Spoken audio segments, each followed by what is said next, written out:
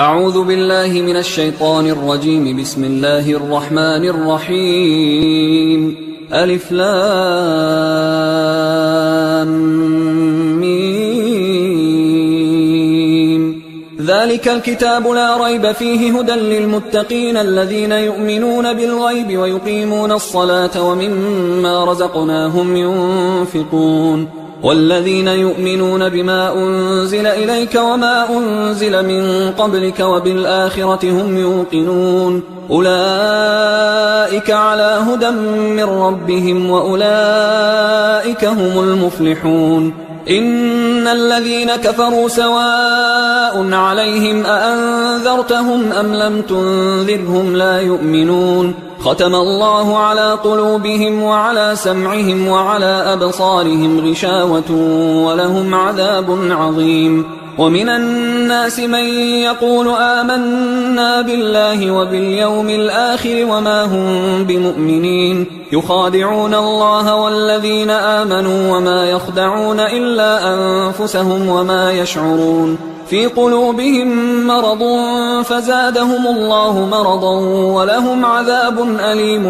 بما كانوا يكذبون. وإذا قيل لهم لا تفسدوا في الأرض قالوا إنما نحن مصلحون ألا إنهم هم المفسدون ولكن لا يشعرون. وإذا قيل لهم آمنوا كما آمن الناس قالوا أنؤمن كما آمن السفهاء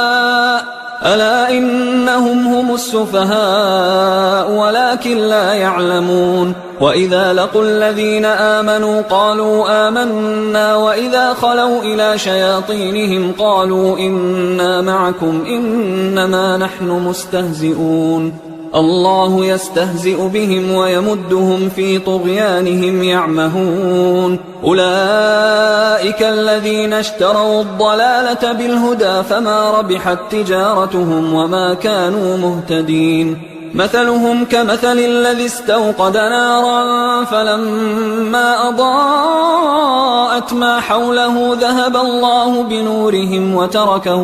وتركهم في ظلمات لا يبصرون. صم بكم عمي فهم لا يرجعون. أو كصيب من السماء فيه ظلمات ورعد وبرق يجعلون أصابعهم في آذانهم من الصواعق حذر الموت والله محيط بالكافرين. يكاد البرق يخطف أبصارهم كلما أضاء لهم مشوا فيه وإذا أظلم عليهم قاموا ولو شاء الله لذهب بسمعهم وأبصارهم إن الله على كل شيء قدير. يا أيها الناس اعبدوا ربكم الذي خلقكم والذين من قبلكم لعلكم تتقون. الذي جعل لكم الأرض فراشا والسماء بناء وأنزل من السماء ماء فأخرج به من الثمرات رزقا لكم فلا تجعلوا لله أندادا وأنتم تعلمون. وإن كنتم في ريب مما نزلنا على عبدنا فأتوا بسورة من مثله وادعوا شهداءكم من دون الله إن كنتم صادقين. فإن لم تفعلوا ولن تفعلوا فاتقوا النار التي وقودها الناس والحجارة أعدت للكافرين. وبشر الذين آمنوا وعملوا الصالحات أن لهم جنات تجري من تحتها الأنهار كلما رزقوا منها من ثمرة رزقا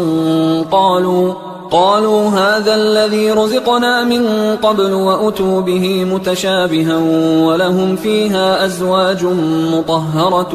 وهم فيها خالدون. إن الله لا يستحيي أن يضرب مثلا ما بعوضة فما فوقها فأما الذين آمنوا فيعلمون أنه الحق من ربهم وأما الذين كفروا فيقولون ماذا أراد الله بهذا مثلا يضل به كثيرا ويهدي به كثيرا وما يضل به إلا الفاسقين الذين ينقضون عهد الله من بعد ميثاقه ويقطعون ما أمر الله به أن يوصل ويفسدون في الأرض أولئك هم الخاسرون. كيف تكفرون بالله وكنتم أمواتا فأحياكم ثم يميتكم ثم يحييكم ثم إليه ترجعون. هو الذي خلق لكم ما في الأرض جميعا ثم استوى إلى السماء فسواهن 7 سماوات وهو بكل شيء عليم. وإذ قال ربك للملائكة إني جاعل في الأرض خليفة قالوا أتجعل فيها من يفسد فيها ويسفك الدماء ونحن نسبح بحمدك ونقدس لك قال إني أعلم ما لا تعلمون. وعلم آدم الأسماء كلها ثم عرضهم على الملائكة فقال أنبئوني بأسماء هؤلاء إن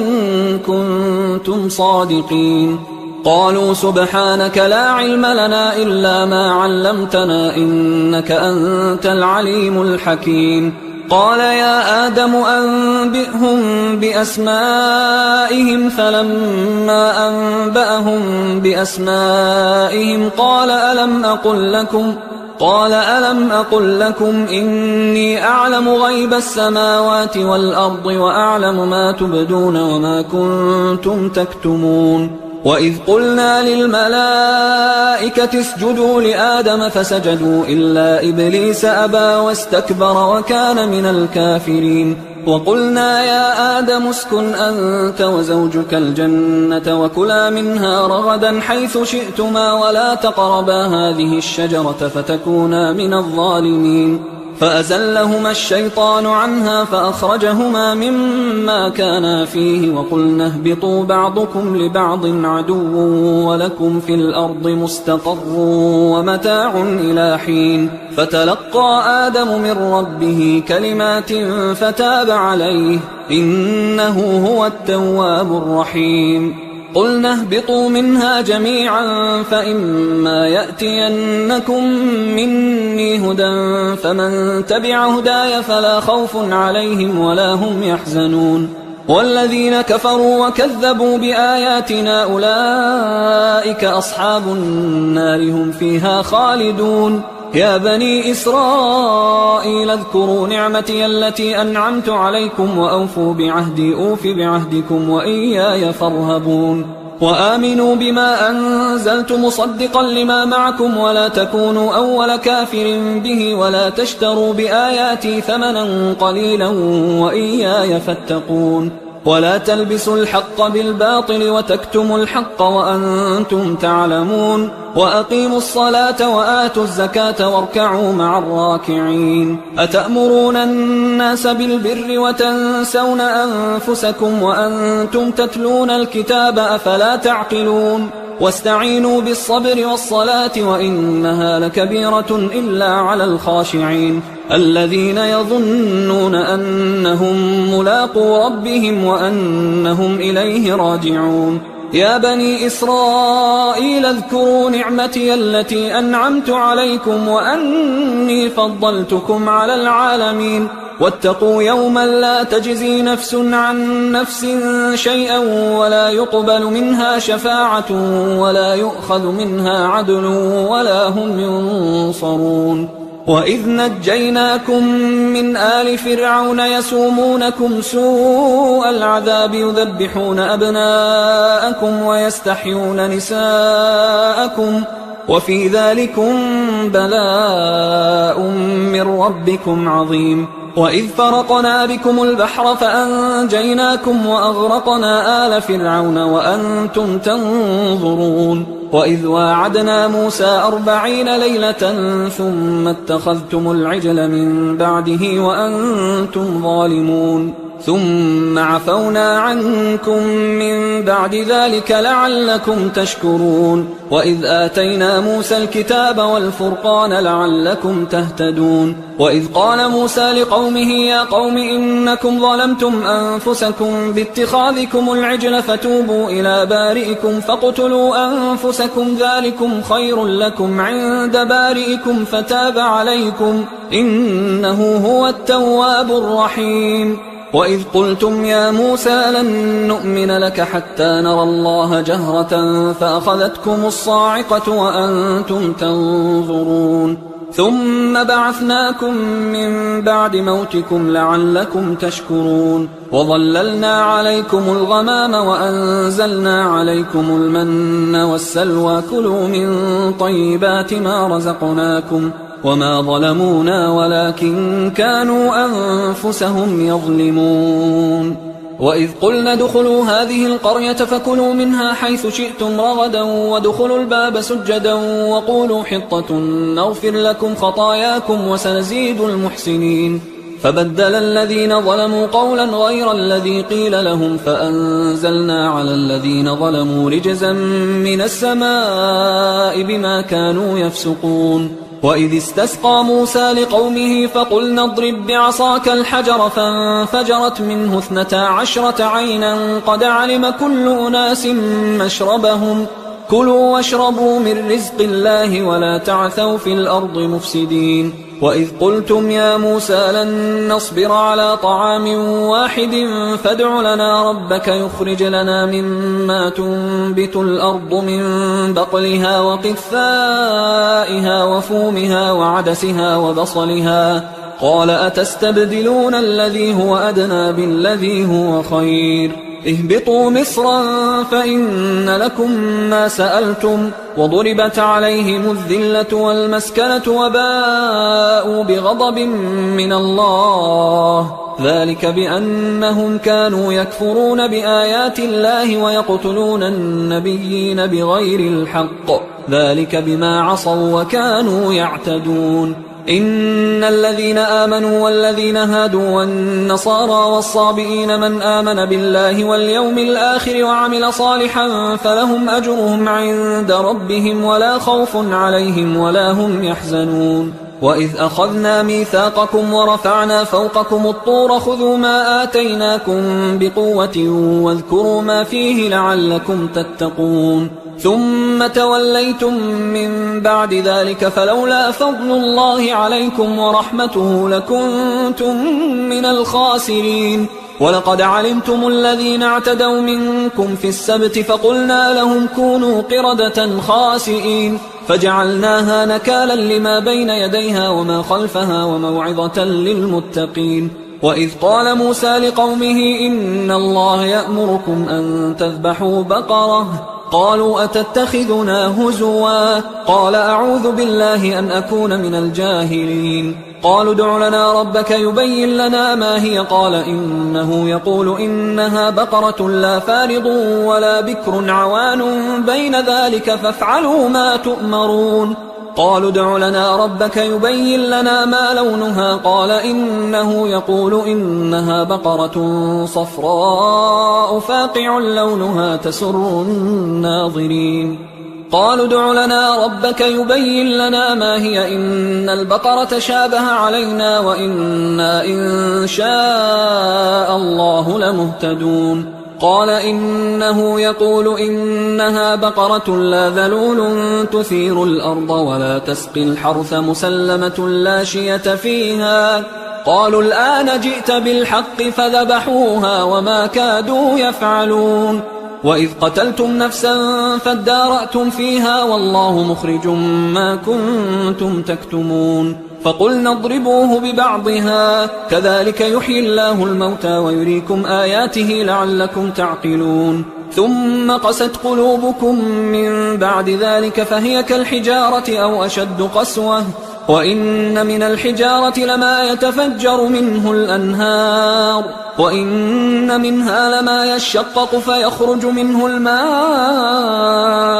وإن منها لما يهبط من خشية الله وما الله بغافل عما تعملون. أفتطمعون أن يؤمنوا لكم وقد كان فريق منهم يسمعون كلام الله ثم يحرفونه من بعد ما عقلوه وهم يعلمون. وإذا لقوا الذين آمنوا قالوا آمنا وإذا خلا بعضهم إلى بعض قالوا أتحدثونهم بما فتح الله عليكم ليحاجوكم به عند ربكم أفلا تعقلون. أولا يعلمون أن الله يعلم ما يسرون وما يعلنون. ومنهم أميون لا يعلمون الكتاب إلا أماني وإنهم إلا يظنون. فويل للذين يكتبون الكتاب بأيديهم ثم يقولون هذا من عند الله ليشتروا به ثمنا قليلا فويل لهم مما كتبت أيديهم وويل لهم مما يكسبون. وقالوا لن تمسنا النار إلا أياما معدودة قل أتخذتم عند الله عهدا فلن يخلف الله عهده أم تقولون على الله ما لا تعلمون. بلى من كسب سيئة وأحاطت به خطيئته فأولئك أصحاب النار هم فيها خالدون. والذين آمنوا وعملوا الصالحات أولئك أصحاب الجنة هم فيها خالدون. وإذ أخذنا ميثاق بني إسرائيل لا تعبدون إلا الله وبالوالدين إحسانا وذي القربى واليتامى والمساكين وقولوا للناس حسنا وأقيموا الصلاة وآتوا الزكاة ثم توليتم إلا قليلا منكم وأنتم معرضون. وإذ أخذنا ميثاقكم لا تسفكون دماءكم ولا تخرجون أنفسكم من دياركم ثم أقررتم وأنتم تشهدون ثم أنتم هؤلاء تقتلون أنفسكم وتخرجون فريقا منكم من ديارهم تظاهرون عليهم بالإثم والعدوان وإن يأتوكم أسارى تفادوهم وهو محرم عليكم إخراجهم أفتؤمنون ببعض الكتاب وتكفرون ببعض فما جزاء من يفعل ذلك منكم إلا خزي في الحياة الدنيا ويوم القيامة يردون إلى أشد العذاب وما الله بغافل عما تعملون. أولئك الذين اشتروا الحياة الدنيا بالآخرة فلا يخفف عنهم العذاب ولا هم ينصرون. ولقد آتينا موسى الكتاب وقفينا من بعده بالرسل وآتينا عيسى ابن مريم البينات وأيدناه بروح القدس أفكلما جاءكم رسول بما لا تهوى أنفسكم استكبرتم ففريقا كذبتم وفريقا تقتلون. وقالوا قلوبنا غلف بل لعنهم الله بكفرهم فقليلا ما يؤمنون. ولما جاءهم كتاب من عند الله مصدق لما معهم وكانوا من قبل يستفتحون على الذين كفروا فلما جاءهم ما عرفوا كفروا به فلعنة الله على الكافرين. بئس ما اشتروا به أنفسهم أن يكفروا بما أنزل الله بغيا أن ينزل الله من فضله على من يشاء من عباده فباءوا بغضب على غضب وللكافرين عذاب مهين. وإذا قيل لهم آمنوا بما أنزل الله قالوا نؤمن بما أنزل علينا ويكفرون بما وراءه وهو الحق مصدقا لما معهم. قل فلم تقتلون أنبياء الله من قبل إن كنتم مؤمنين ولقد جاءكم موسى بالبينات ثم اتخذتم العجل من بعده وأنتم ظالمون وإذ أخذنا ميثاقكم ورفعنا فوقكم الطور خذوا ما آتيناكم بقوة واسمعوا قالوا سمعنا وعصينا وأشربوا في قلوبهم العجل بكفرهم قل بئس ما يأمركم به إيمانكم إن كنتم مؤمنين قل إن كانت لكم الدار الآخرة عند الله خالصة من دون الناس فتمنوا الموت إن كنتم صادقين ولن يتمنوه أبدا بما قدمت أيديهم والله عليم بالظالمين ولتجدنهم أحرص الناس على حياة ومن الذين أشركوا يود أحدهم لو يعمر 1000 سنة وما هو بمزحزحه من العذاب أن يعمر والله بصير بما يعملون قل من كان عدوا لجبريل فإنه نزله على قلبك بإذن الله مصدقا لما بين يديه وهدى وبشرى للمؤمنين من كان عدوا لله وملائكته ورسله وجبريل وميكال فإن الله عدو للكافرين ولقد أنزلنا إليك آيات بينات وما يكفر بها إلا الفاسقون أوكلما عاهدوا عهدا نبذه فريق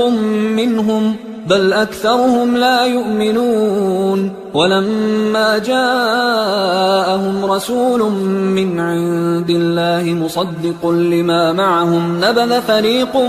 من الذين أوتوا الكتاب كتاب الله وراء ظهورهم كأنهم لا يعلمون واتبعوا ما تتلو الشياطين على ملك سليمان وما كفر سليمان ولكن الشياطين كفروا يعلمون الناس السحر وما أنزل على الملكين ببابل هاروت وماروت وما يعلمان من أحد حتى يقولا إنما نحن فتنة فلا تكفر فيتعلمون منهما ما يفرقون به بين المرء وزوجه وما هم بضارين به من أحد إلا بإذن الله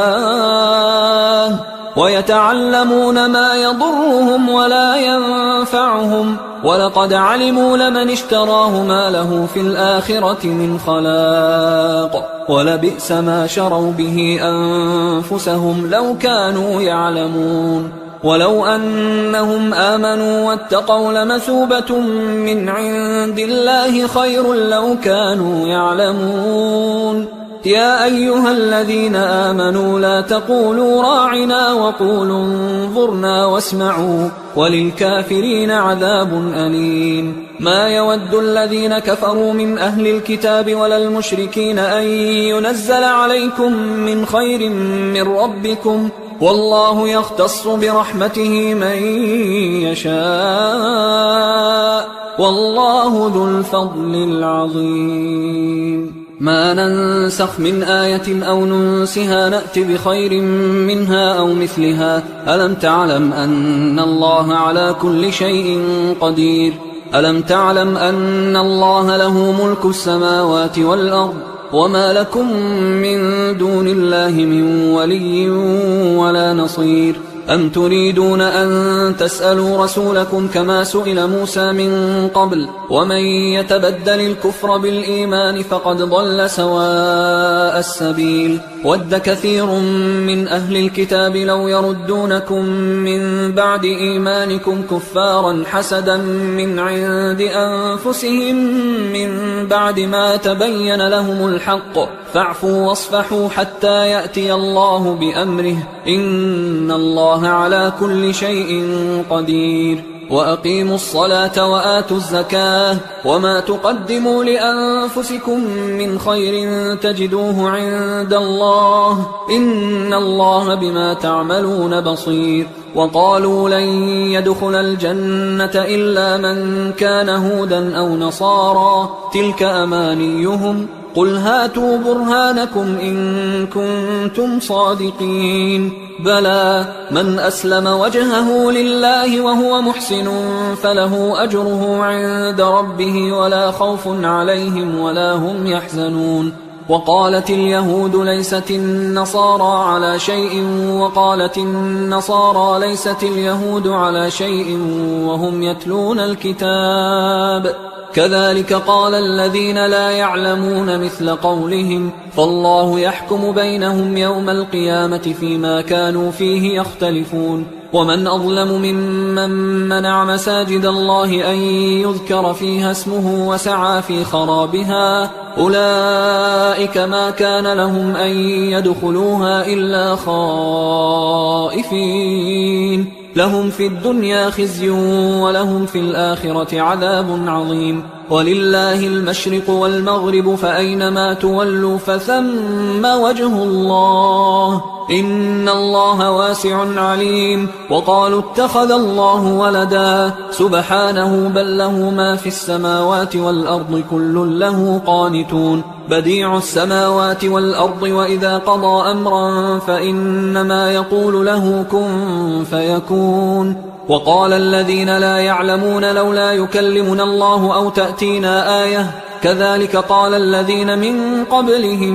مثل قولهم تشابهت قلوبهم قد بينا الآيات لقوم يوقنون إنا أرسلناك بالحق بشيرا ونذيرا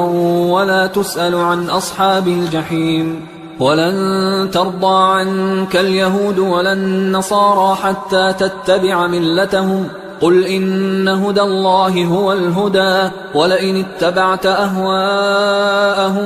بعد الذي جاءك من العلم ما لك من الله من ولي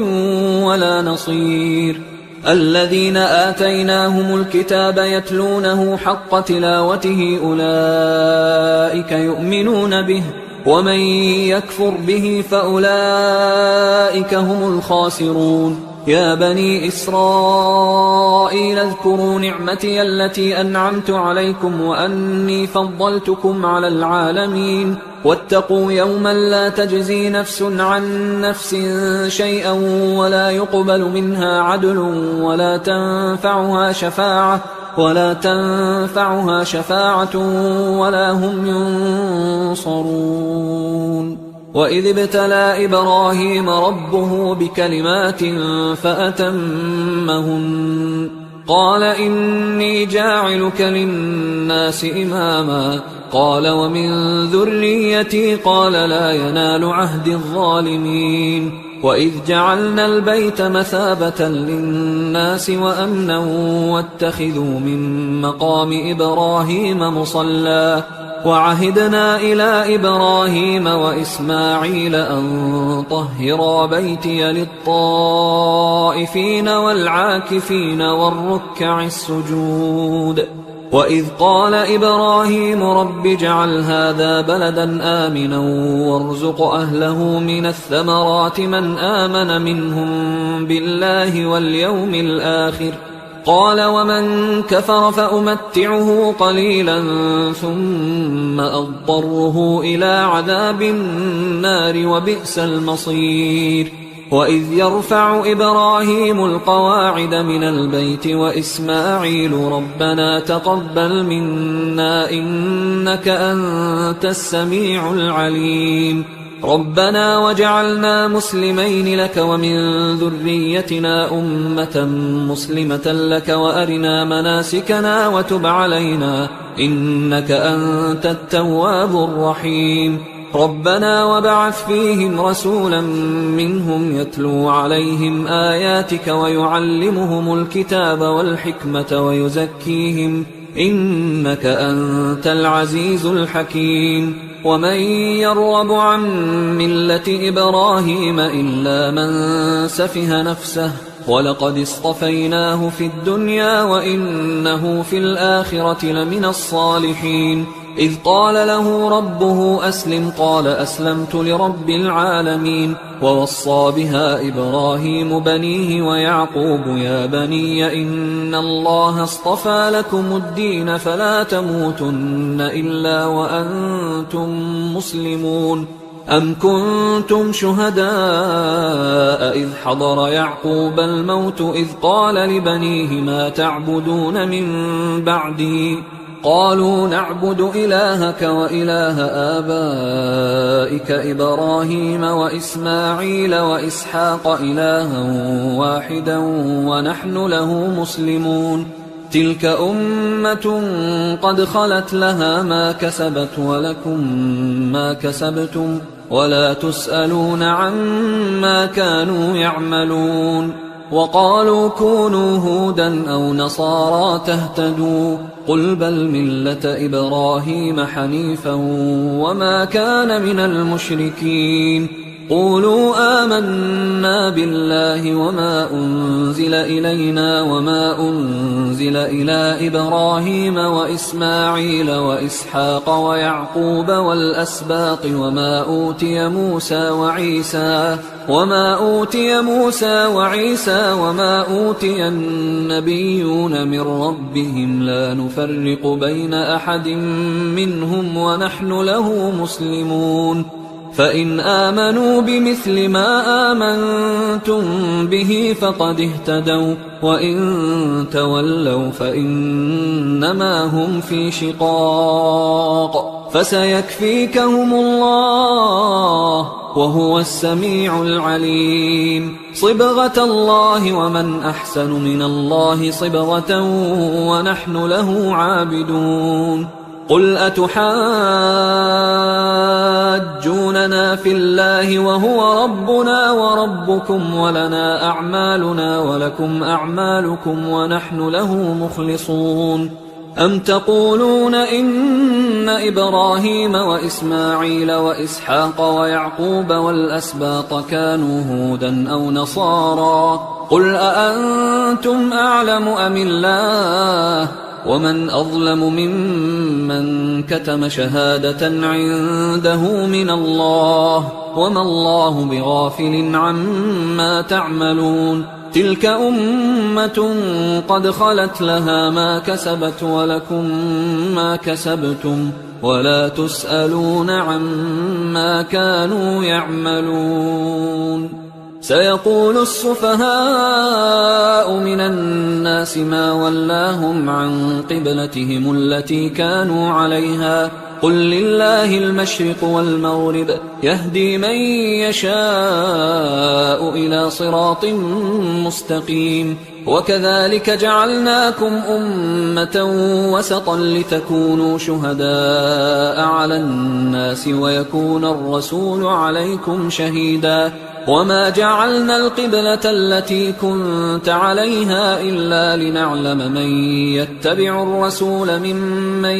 ينقلب على عقبيه وإن كانت لكبيرة إلا على الذين هدى الله وما كان الله ليضيع إيمانكم إن الله بالناس لرؤوف رحيم. قد نرى تقلب وجهك في السماء فلنولينك قبلة ترضاها فول وجهك شطر المسجد الحرام وحيث ما كنتم فولوا وجوهكم شطره وإن الذين أوتوا الكتاب ليعلمون أنه الحق من ربهم وما الله بغافل عما يعملون. ولئن أتيت الذين أوتوا الكتاب بكل آية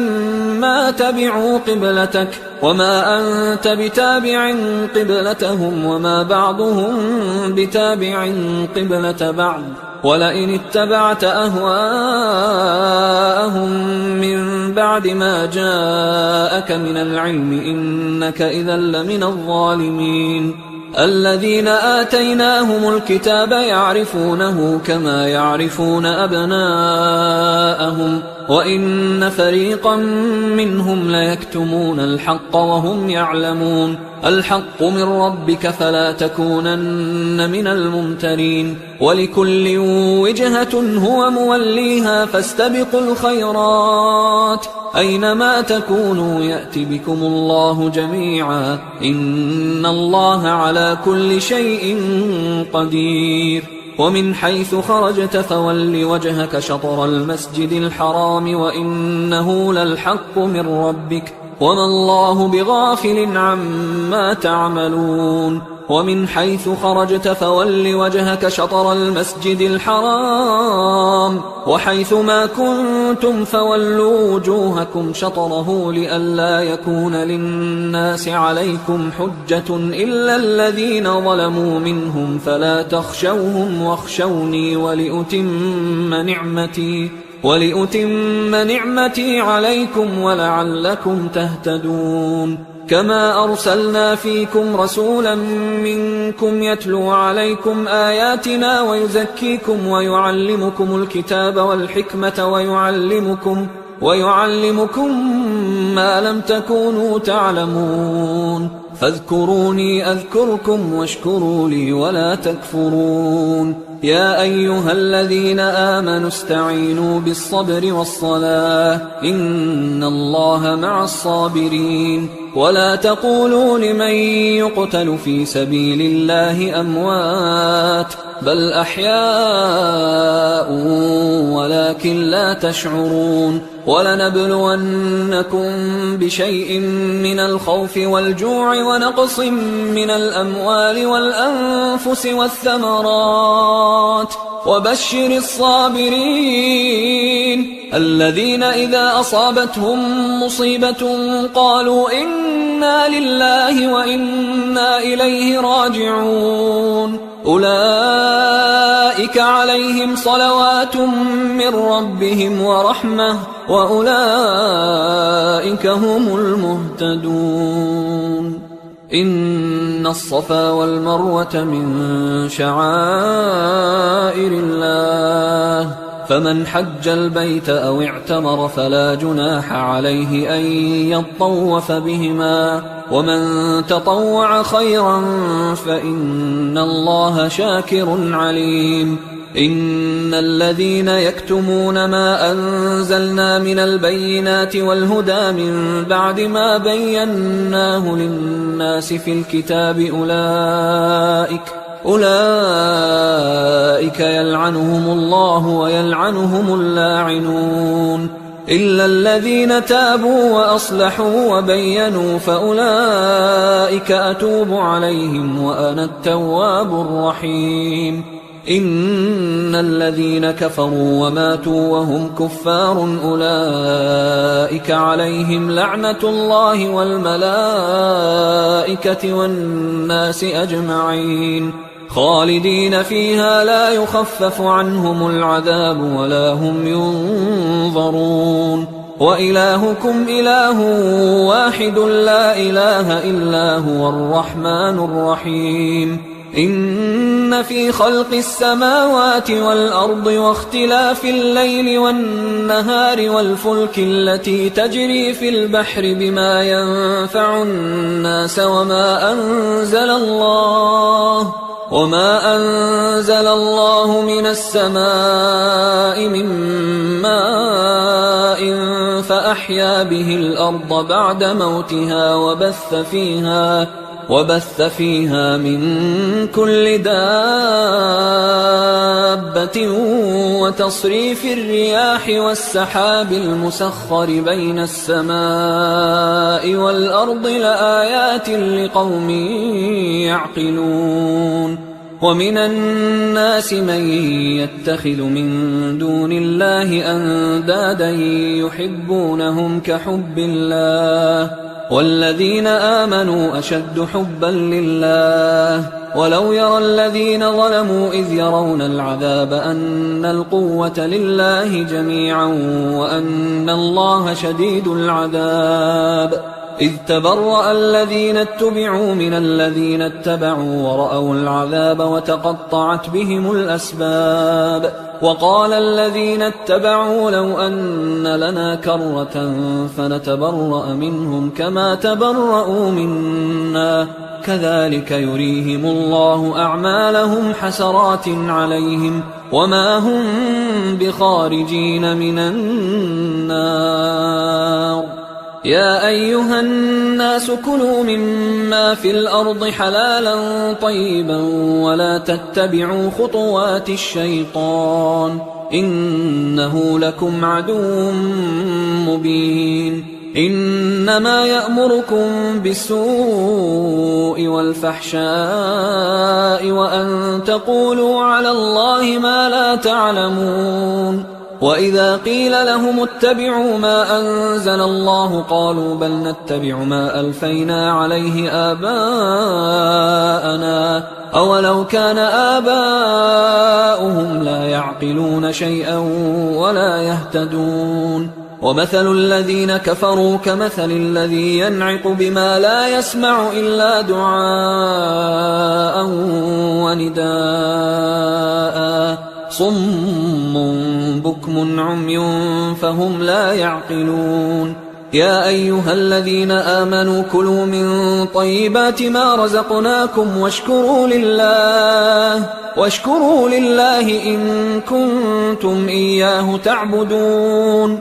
إنما حرم عليكم الميتة والدم ولحم الخنزير وما أهل به لغير الله فمن اضطر غير باغ ولا عاد فلا إثم عليه إن الله غفور رحيم إن الذين يكتمون ما أنزل الله من الكتاب ويشترون به ثمنا قليلا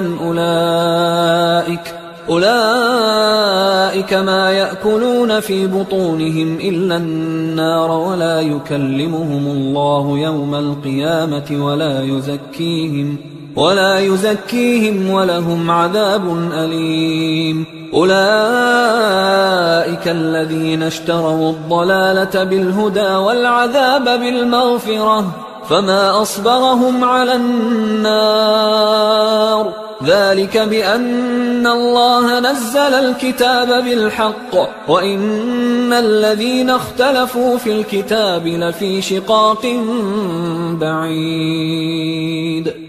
ليس البر أن تولوا وجوهكم قبل المشرق والمغرب ولكن البر من آمن بالله واليوم الآخر والملائكة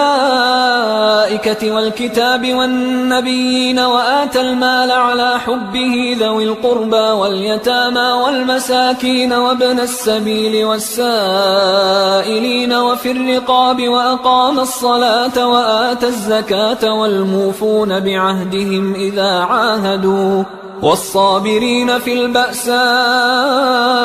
والضراء وحين البأس أولئك الذين صدقوا وأولئك هم المتقون يا أيها الذين آمنوا كتب عليكم القصاص في القتلى الحر بالحر والعبد بالعبد والأنثى بالأنثى فمن عفي له من أخيه شيء فاتباع بالمعروف وأداء إليه بإحسان ذلك تخفيف من ربكم ورحمة فمن اعتدى بعد ذلك فله عذاب أليم ولكم في القصاص حياة يا أولي الألباب لعلكم تتقون كتب عليكم إذا حضر أحدكم الموت إن ترك خيرا الوصية للوالدين والأقربين بالمعروف حقا على المتقين فمن بدله بعدما سمعه فإنما إثمه على الذين يبدلونه إن الله سميع عليم فمن خاف من موص جنفا أو إثما فأصلح بينهم فلا إثم عليه إن الله غفور رحيم. يا أيها الذين آمنوا كتب عليكم الصيام كما كتب على الذين من قبلكم لعلكم تتقون أياما معدودات، فمن كان منكم مريضا أو على سفر فعدة من أيام أخر، وعلى الذين يطيقونه فدية طعام مسكين، فمن تطوع خيرا فهو خير له، وأن تصوموا خير لكم إن كنتم تعلمون. شهر رمضان الذي أنزل فيه القرآن هدى للناس وبينات من الهدى والفرقان، فمن شهد منكم الشهر فليصم، ومن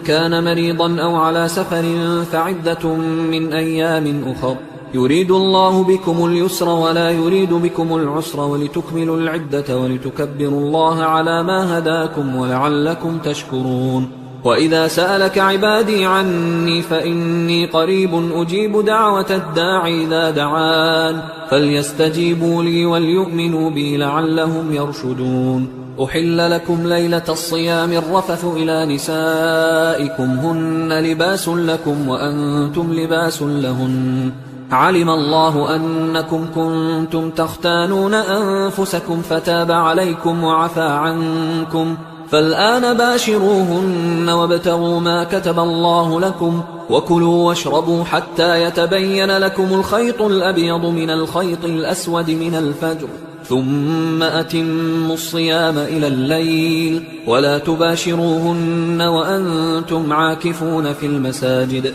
تلك حدود الله فلا تقربوها، كذلك يبين الله آياته للناس لعلهم يتقون. ولا تأكلوا أموالكم بينكم بالباطل وتدلوا بها إلى الحكام لتأكلوا فريقا من أموال الناس بالإثم وأنتم تعلمون. يسألونك عن الأهلة قل هي مواقيت للناس والحج، وليس البر بأن تأتوا البيوت من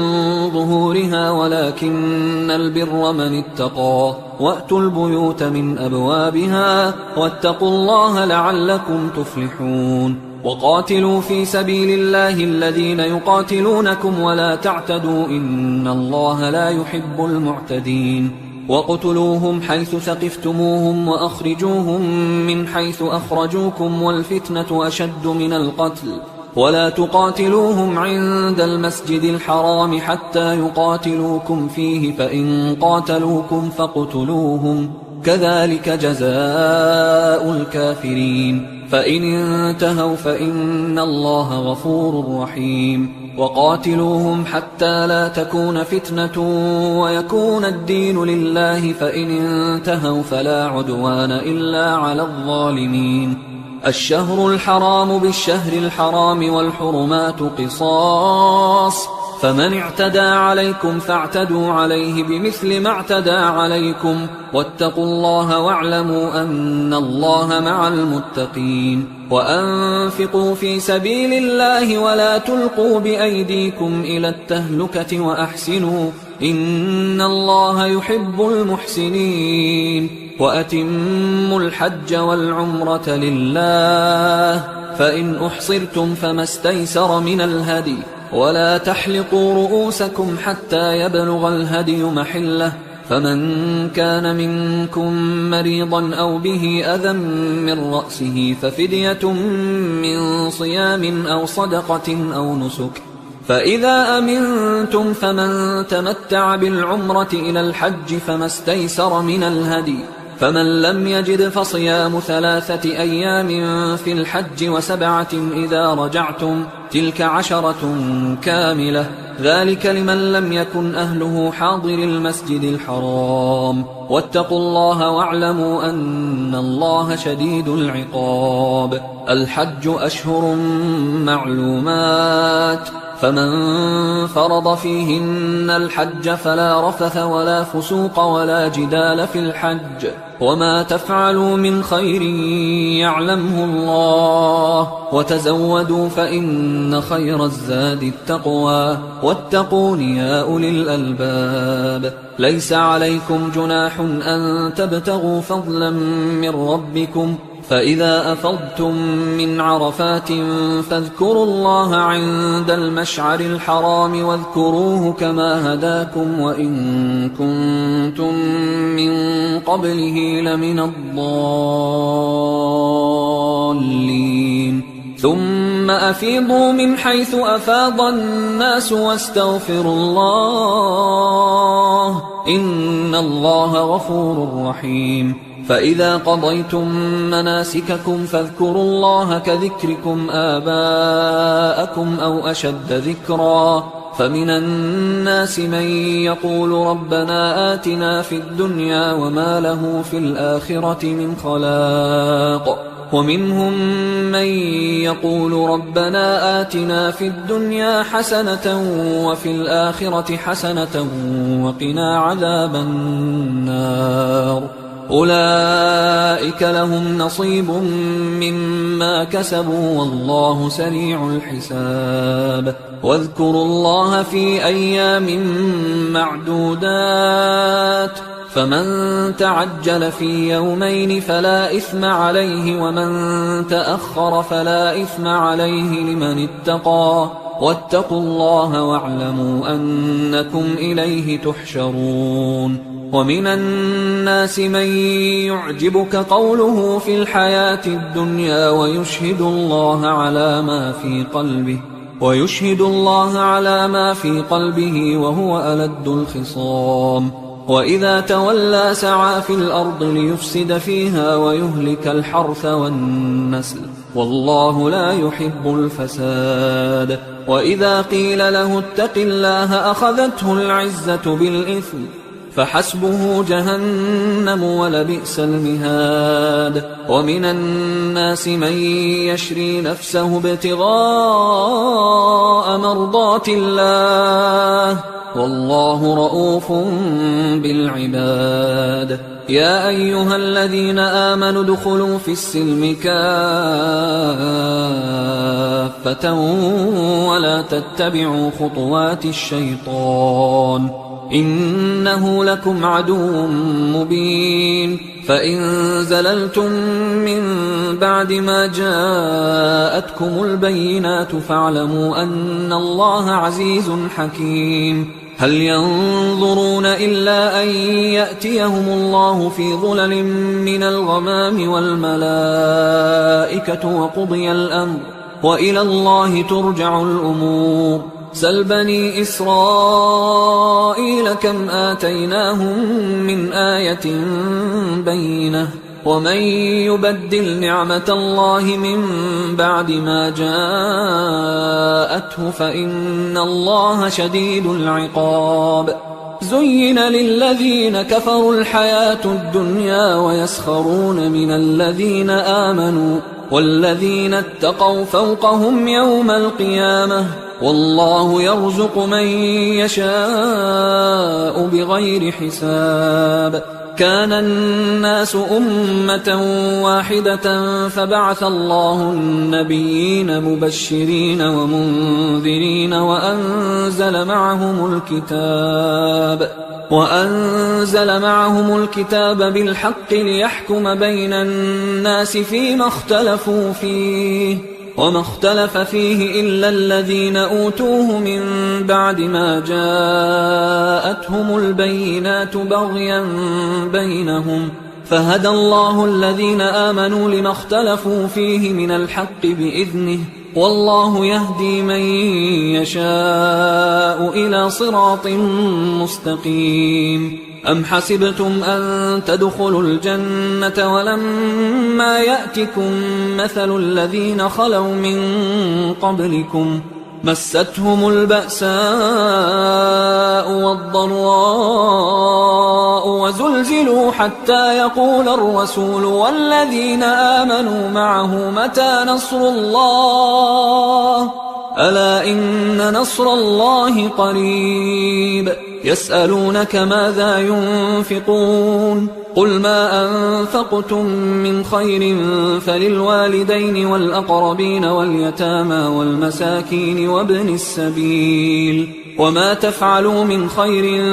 فإن الله به عليم كتب عليكم القتال وهو كره لكم وعسى أن تكرهوا شيئا وهو خير لكم وعسى أن تحبوا شيئا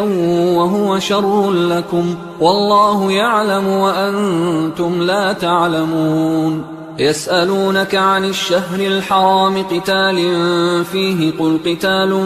فيه كبير وصد عن سبيل الله وكفر به والمسجد الحرام وإخراج أهله منه أكبر عند الله والفتنة أكبر من القتل ولا يزالون يقاتلونكم حتى يردوكم عن دينكم إن استطاعوا ومن يرتدد منكم عن دينه فيمت وهو كافر فأولئك حبطت أعمالهم في الدنيا والآخرة وأولئك أصحاب النار هم فيها خالدون إن الذين آمنوا والذين هاجروا وجاهدوا في سبيل الله أولئك يرجون رحمة الله والله غفور رحيم يسألونك عن الخمر والميسر قل فيهما إثم كبير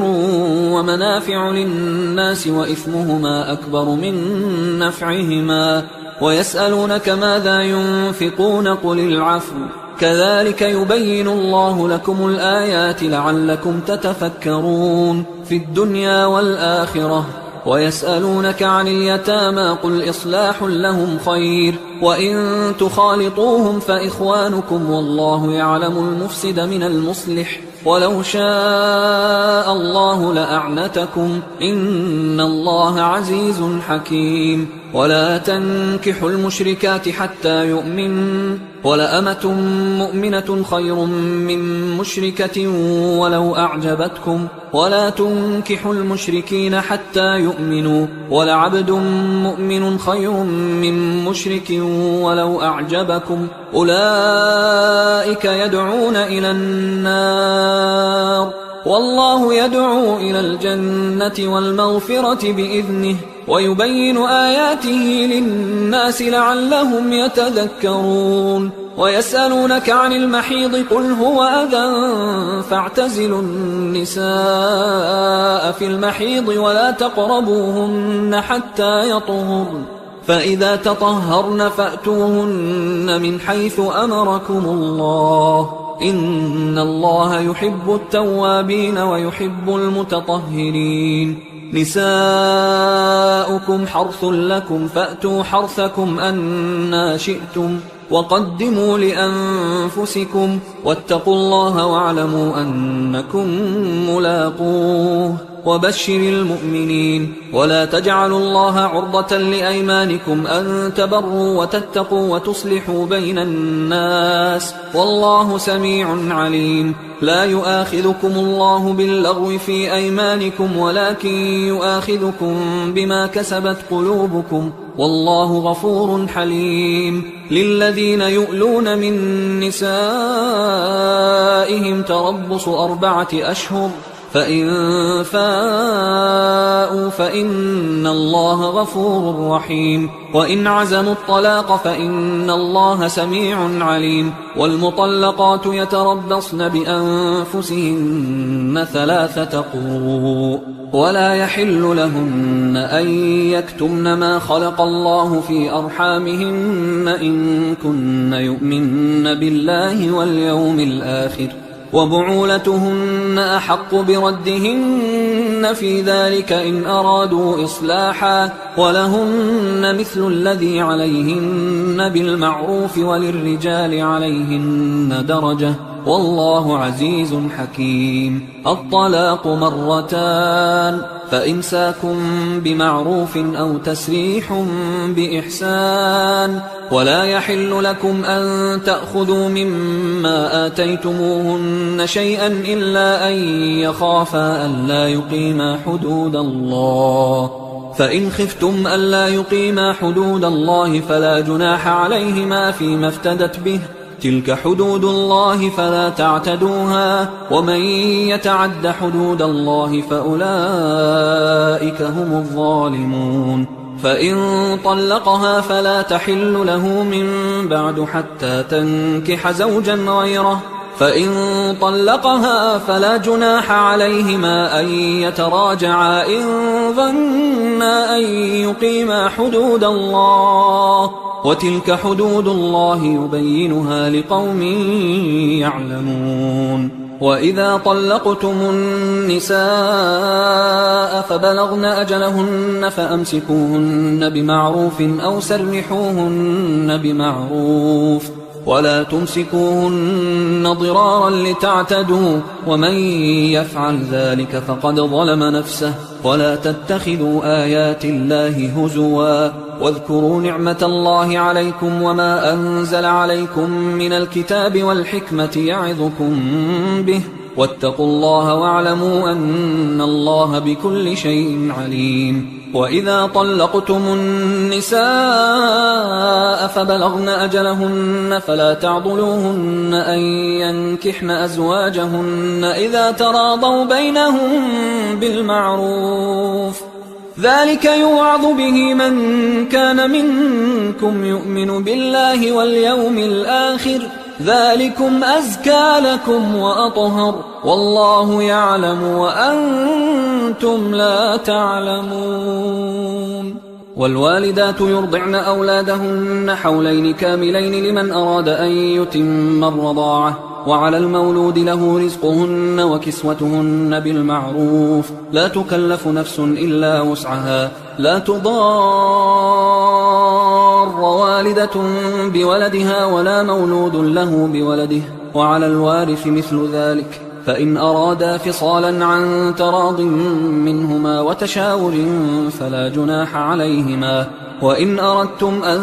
تسترضعوا أولادكم فلا جناح عليكم إذا سلمتم ما آتيتم بالمعروف واتقوا الله واعلموا أن الله بما تعملون بصير والذين يتوفون منكم ويذرون أزواجا يتربصن بأنفسهن 4 أشهر وعشرا فإذا بلغن أجلهن فلا جناح عليكم فيما فعلن في أنفسهن بالمعروف والله بما تعملون خبير ولا جناح عليكم فيما عرضتم به من خطبة النساء أو أكننتم في أنفسكم علم الله أنكم ستذكرونهن ولكن لا تواعدوهن سرا إلا أن تقولوا قولا معروفا ولا تعزموا عقدة النكاح حتى يبلغ الكتاب أجله واعلموا أن الله يعلم ما في أنفسكم فاحذروه واعلموا أن الله غفور حليم لا جناح عليكم إن طلقتم النساء ما لم تمسوهن أو تفرضوا لهن فريضة ومتعوهن على الموسع قدره وعلى المقتر قدره متاعا بالمعروف حقا على المحسنين وإن طلقتموهن من قبل أن تمسوهن وقد فرضتم لهن فريضة فنصف ما فرضتم إلا أن يعفون أو يعفو الذي بيده عقدة النكاح وأن تعفوا أقرب للتقوى ولا تنسوا الفضل بينكم إن الله بما تعملون بصير حافظوا على الصلوات والصلاة الوسطى وقوموا لله قانتين فإن خفتم فرجالا أو ركبانا فإذا أمنتم فاذكروا الله كما علمكم ما لم تكونوا تعلمون والذين يتوفون منكم ويذرون أزواجا وصية لأزواجهم متاعا إلى الحول غير إخراج فإن خرجن فلا جناح عليكم فيما فعلن في أنفسهن من معروف والله عزيز حكيم وللمطلقات متاع بالمعروف حقا على المتقين كذلك يبين الله لكم آياته لعلكم تعقلون ألم تر إلى الذين خرجوا من ديارهم وهم ألوف حذر الموت فقال لهم الله موتوا ثم أحياهم إن الله لذو فضل على الناس ولكن أكثر الناس لا يشكرون وقاتلوا في سبيل الله واعلموا أن الله سميع عليم من ذا الذي يقرض الله قرضا حسنا فيضاعفه له أضعافا كثيرة والله يقبض ويبسط وإليه ترجعون ألم تر إلى الملأ من بني إسرائيل من بعد موسى إذ قالوا لنبي له مبعث لنا ملكا نقاتل في سبيل الله قال هل عسيتم إن كتب عليكم القتال ألا تقاتلوا قالوا وما لنا ألا نقاتل في سبيل الله وقد أخرجنا من ديارنا وأبنائنا فلما كتب عليهم القتال تولوا إلا قليلا منهم والله عليم بالظالمين وقال لهم نبيهم إن الله قد بعث لكم طالوت ملكا قالوا أنى يكون له الملك علينا ونحن أحق بالملك منه ولم يؤت سعة من المال قال إن الله اصطفاه عليكم وزاده بسطة في العلم والجسم والله يؤتي ملكه من يشاء والله واسع عليم وقال لهم نبيهم إن آية ملكه أن يأتيكم التابوت فيه سكينة من ربكم وبقية مما ترك آل موسى وآل هارون تحمله الملائكة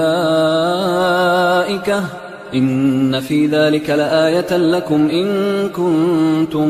مؤمنين فلما فصل طالوت بالجنود قال إن الله مبتليكم بنهر فمن شرب منه فليس مني ومن لم يطعمه فإنه مني إلا من اغترف غرفة بيده فشربوا منه إلا قليلا منهم فلما جاوزه هو والذين آمنوا معه قالوا لا طاقة لنا اليوم بجالوت وجنوده قال الذين يظنون أنهم ملاقوا الله كم من فئة قليلة غلبت فئة كثيرة بإذن الله والله مع الصابرين ولما برزوا لجالوت وجنوده قالوا ربنا أفرغ علينا صبرا وثبت أقدامنا وانصرنا على القوم الكافرين فهزموهم بإذن الله وقتل داود جالوت وآتاه الله الملك والحكمة وعلمه مما يشاء ولولا دفع الله الناس بعضهم ببعض لفسدت الأرض ولكن الله ذو فضل على العالمين تلك آيات الله نتلوها عليك بالحق وإنك لمن المرسلين تلك الرسل فضلنا بعضهم على بعض منهم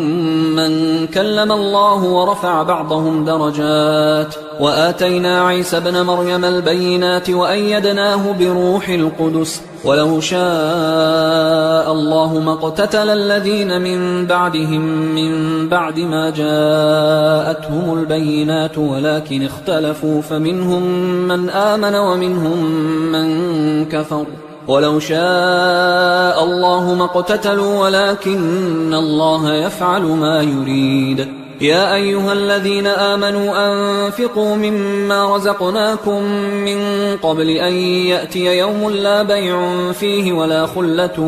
ولا شفاعة والكافرون هم الظالمون الله لا إله إلا هو الحي القيوم لا تأخذه سنة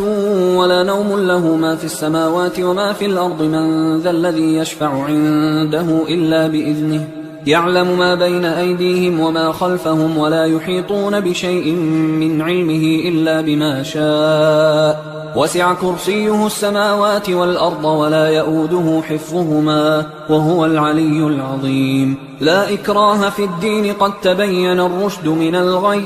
فمن يكفر بالطاغوت ويؤمن بالله فقد استمسك بالعروة الوثقى لا انفصام لها والله سميع عليم الله ولي الذين آمنوا يخرجهم من الظلمات إلى النور والذين كفروا أولياؤهم الطاغوت يخرجونهم من النور إلى الظلمات أولئك أصحاب النار هم فيها خالدون ألم تر إلى الذي حاج إبراهيم في ربه أن آتاه الله الملك إذ قال إبراهيم ربي الذي يحيي ويميت قال أنا أحيي وأميت قال إبراهيم فإن الله يأتي بالشمس من المشرق فأت بها من المغرب فبهت الذي كفر والله لا يهدي القوم الظالمين أو كالذي مر على قرية وهي خاوية على عروشها قال أنى يحيي هذه الله بعد موتها فأماته الله 100 عام ثم بعثه قال كم لبثت قال لبثت يوما أو بعض يوم قال بل لبثت 100 عام فانظر إلى طعامك وشرابك لم يتسنه وانظر إلى حمارك ولنجعلك آية للناس وانظر إلى العظام كيف ننشزها ثم نكسوها لحما فلما تبين له قال أعلم أن الله على كل شيء قدير وإذ قال إبراهيم رب أرني كيف تحيي الموتى قال أولم تؤمن قال بلى ولكن ليطمئن قلبي قال فخذ 4 من الطير فصرهن إليك ثم اجعل على كل جبل منهن جزءا ثم ادعهن يأتينك سعيا واعلم أن الله عزيز حكيم مثل الذين ينفقون أموالهم في سبيل الله كمثل حبة أنبتت 7 سنابل في كل سنبلة 100 حبة والله يضاعف لمن يشاء والله واسع عليم الذين ينفقون أموالهم في سبيل الله ثم لا يتبعون ما أنفقوا منا ولا أذى لهم أجرهم عند ربهم ولا خوف عليهم ولا هم يحزنون قول معروف ومغفرة خير من صدقة يتبعها أذى والله غني حليم يا أيها الذين آمنوا لا تبطلوا صدقاتكم بالمن والأذى كالذي ينفق ماله رئاء الناس ولا يؤمن بالله واليوم الآخر فمثله كمثل صفوان عليه تراب فأصابه وابل فتركه صلدا لا يقدرون على شيء مما كسبوا والله لا يهدي القوم الكافرين ومثل الذين ينفقون أموالهم ابتغاء مرضات الله وتثبيتا من أنفسهم كمثل جنة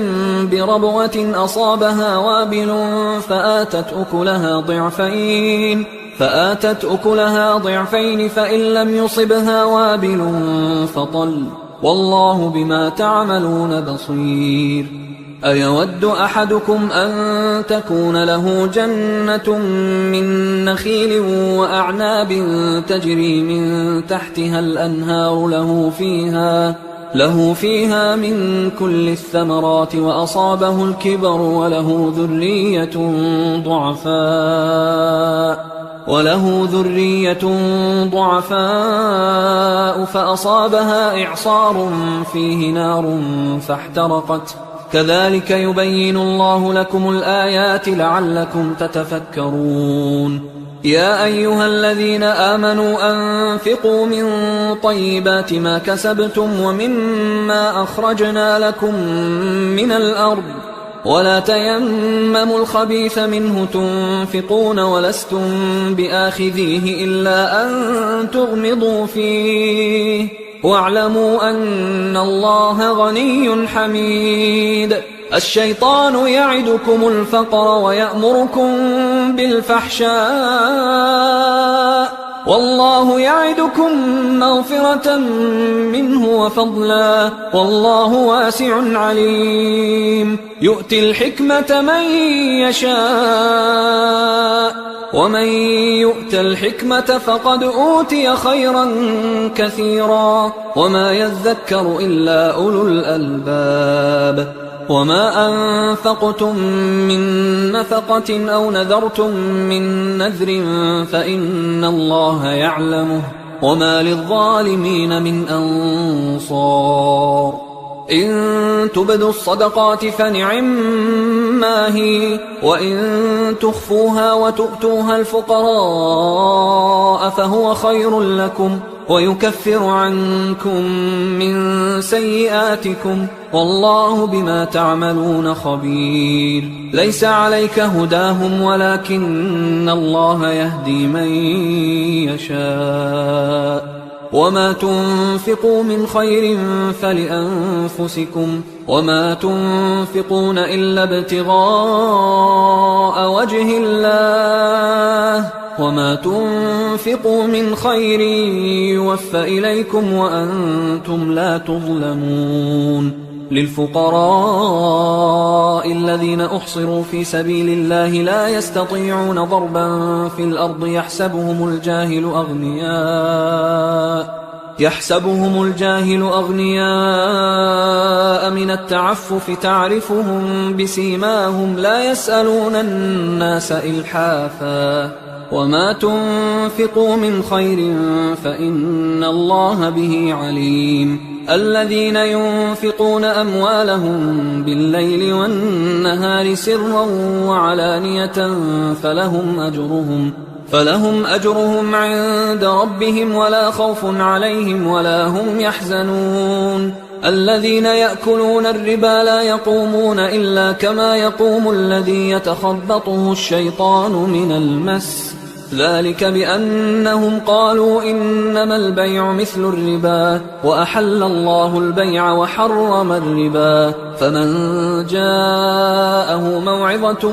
من ربه فانتهى فله ما سلف وأمره إلى الله ومن عاد فأولئك أصحاب النار هم فيها خالدون يمحق الله الربا ويربي الصدقات والله لا يحب كل كفار أثيم إن الذين آمنوا وعملوا الصالحات وأقاموا الصلاة وآتوا الزكاة لهم أجرهم عند ربهم ولا خوف عليهم ولا هم يحزنون يا أيها الذين آمنوا اتقوا الله وذروا ما بقي من الربا إن كنتم مؤمنين فإن لم تفعلوا فأذنوا بحرب من الله ورسوله وإن تبتم فلكم رؤوس أموالكم لا تظلمون ولا تظلمون وإن كان ذو عسرة فنظرة إلى ميسرة وأن تصدقوا خير لكم إن كنتم تعلمون واتقوا يوما ترجعون فيه إلى الله ثم توفى كل نفس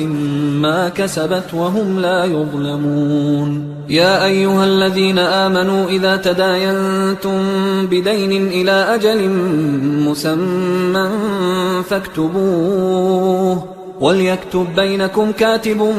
بالعدل ولا يأب كاتب أن يكتب كما علمه الله فليكتب وليملل الذي عليه الحق وليتق الله ربه ولا يبخس منه شيئا فإن كان الذي عليه الحق سفيها أو ضعيفا أو لا يستطيع أن يمله فليملل وليه بالعدل واستشهدوا شهيدين من رجالكم فإن لم يكونا رجلين فرجل وامرأتان ممن ترضون من الشهداء أن تضل إحداهما فتذكر إحداهما الأخرى ولا يأبى الشهداء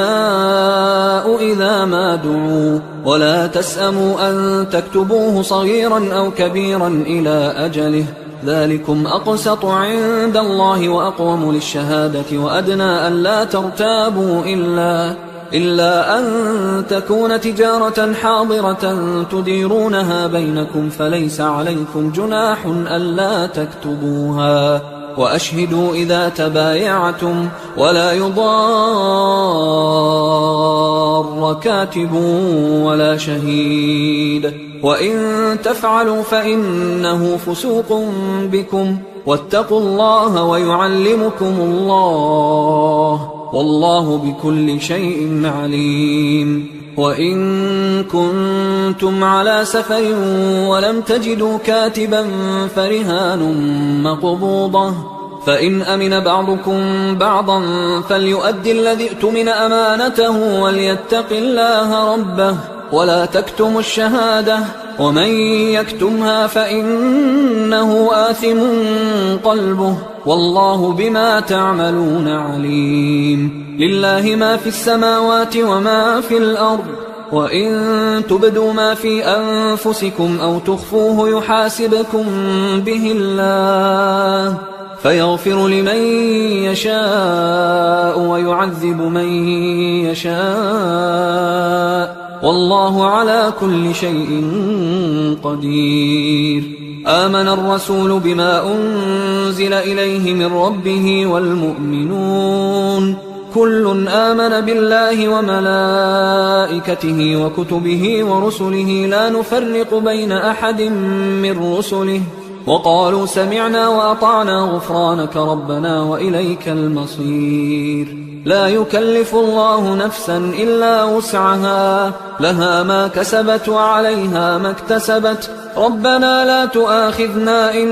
نسينا أو أخطأنا، ربنا ولا تحمل علينا إصرا كما حملته على الذين من قبلنا، ربنا ولا تحملنا ما لا طاقة لنا به، واعف عنا واغفر لنا وارحمنا، أنت مولانا فانصرنا على القوم الكافرين. حصري